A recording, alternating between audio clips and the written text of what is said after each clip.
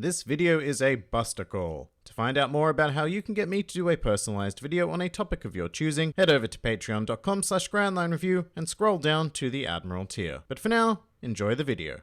Hello and welcome to the GrandLineReview, your source for everything One Piece. Today we are going to be investigating the realm of intrigue that exists within the One Piece world by focusing on some of the more curious questions that we've developed over the course of the series. Now, One Piece is certainly no stranger to lingering meta-mysteries. In fact, it's a key part of the addicting formula of the story, generally deliberately leaving us with more questions than answers. So we are going to take a look at some of the greatest questions of all. The criteria for this list is relatively simple. The mystery in question must not have an official explanation. I don't care what fan theories are out there or how much sense they make, which isn't generally often, but the most important thing is that we do not conclusively have an answer. Furthermore, a lot of the subject matter appearing here today can be spoken about for hours on end, but I won't be doing that. So if I fail to state literally every fact about a certain mystery, then just chill guys. Sadly, the intention of this video is not to solve said mysteries, but to present them. Also, all the mysteries on this list must be canon, because I'm not sure if there even are non-canon mysteries in One Piece, but if they do exist, I certainly don't care. But with that out of the way, let's begin. Welcome to the top 5 unsolved mysteries in One Piece. Number 5.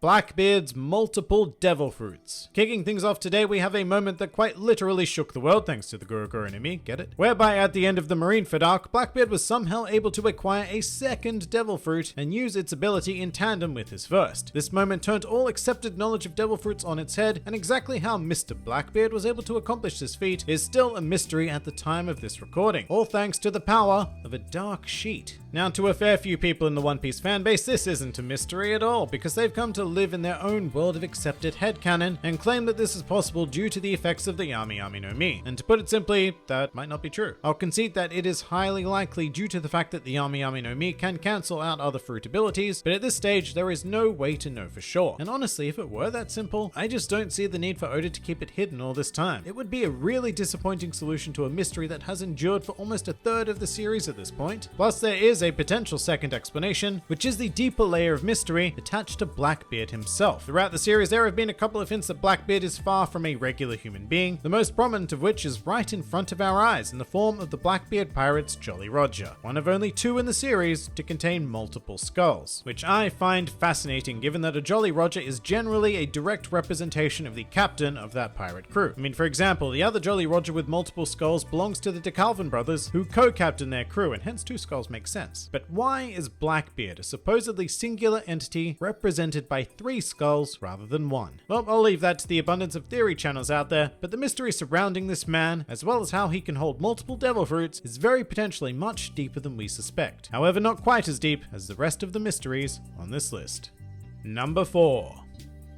Whatever the hell this thing was at the end of Thriller Bark. This is probably one of, if not the biggest tease in the entirety of One Piece. Following the conclusion of Thriller Bark, this entity was spotted by Lola and Lola alone actually, and it was accompanied by a note from the narrator saying that it was very fortunate that the white mist was still lingering in the Florian Triangle, covering the eerie face of what may be the largest creature we've ever seen in this world. I mean, just look at that perspective in relationship to Thriller Bark, which is the world's largest pirate ship. It's absolutely insane. The narrator also heavily implied that whatever this is in fact the one responsible for the disappearance of over 100 ships a year in the Florian Triangle, a legend that began long before Thriller Bark arrived in the area. But I guess the most annoying thing about this mystery is that it may never be solved. For every other contender on this list, I am 100% certain that we will receive an answer in time. But in this case, finding the solution could only detract from what this mystery represents. The idea that as much as we explore this world is simply far too big for us to ever achieve a complete understanding of it. There will always be an unknown factor, which, as frustrating as it might be, is one of the key reasons why readers and watchers alike continue to lust for adventure in this series.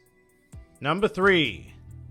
Joy Boy. As quite possibly the oldest named individual in the series, Joy Boy is entirely surrounded by a thick fog of mystery. Not a literal one like the Florian Triangle monster, but a more metaphorical one. All we know of him thus far comes courtesy of a poneglyph telling us of a time around 800 years prior to modern day. The poneglyph was written as an apology letter actually, with Joy Boy lamenting a broken promise to Poseidon, one of the ancient weapons that seems to inhabit certain mermaid royalty. Joy Boy was a human allegedly attempting to do something involving the Noah with Poseidon's help, but for reasons currently unknown, was unsuccessful. And that's kind of it. But that's all we really need to consider him one of the greatest unsolved mysteries in the series, primarily because he is a named figure in history, and history is not something that One Piece tends to showcase a whole lot. I mean, yes, it's there, but it's kept deliberately shrouded from us as an audience because we're exploring this world through Luffy's perspective. Speaking of that history though, it's pretty difficult to continue talking about Joy Boy without bringing up number 2, the Void Century. As the name implies, this is a space of roughly 100 years which occurred somewhere between 800 to 900 years prior to the current timeline. Very, very conveniently within Joy Boy's era. The problem is that there are almost no historical records of this period. As far as the world is concerned, these years just didn't happen. Although the true history of the world is engraved onto the 9 Rio poneglyphs, but finding them is an extraordinary effort to say the least. With that said, as an audience, we do know tiny bits and pieces, such as the existence of a great kingdom, which was destroyed by the 20 kingdoms that later amalgamated into the world government, signifying the end of the Void Century. With that sort of global dominance, it becomes an entirely reasonable thought that they could have rid the world of any evidence of the past century, but the pressing question is, why? What exactly do the world government and the celestial dragons have to hide? Whatever it is going to completely rock the One Piece world, and yet there is still one particular mystery that trumps it. Number 1. The Will of D. Alright, here we have the question that readers have been pondering ever since the beginning of the series. What does the D in Monkey D. Luffy stand for? And 20 years on, we still don't have much of an idea at all. If anything, the mystery has only intensified over the course of the series, as several other characters have popped up with this seemingly innocuous middle initial, including the former Pirate King Gold D. Roger, as well as the subject of the number 5 spot on this list, Blackbeard, aka Marshall D. Teach. With that said, there are most certainly characters within the world who at the very least know about the Will of D, although exactly how much they know is up for debate. At this stage, the individual who has provided the most information would be Don Quixote Rocinante, who revealed that this initial had been secretly inherited throughout history, and that in a certain land, which is probably referring to Marichois, those who bear this initial are considered the enemy of the gods, aka the celestial dragons. However, apart from the initial, the bearers of the D also share a couple of other common traits. Firstly, they are all highly subject to the machinations of fate. For better or worse, the actions of these characters seem almost out of their own control. However, in the worst case scenario, another curious trait pops up, whereby all of those subject to the will of D die with a smile on their face. Very intriguing indeed, and certainly one of the most enduring unsolved mysteries in the series.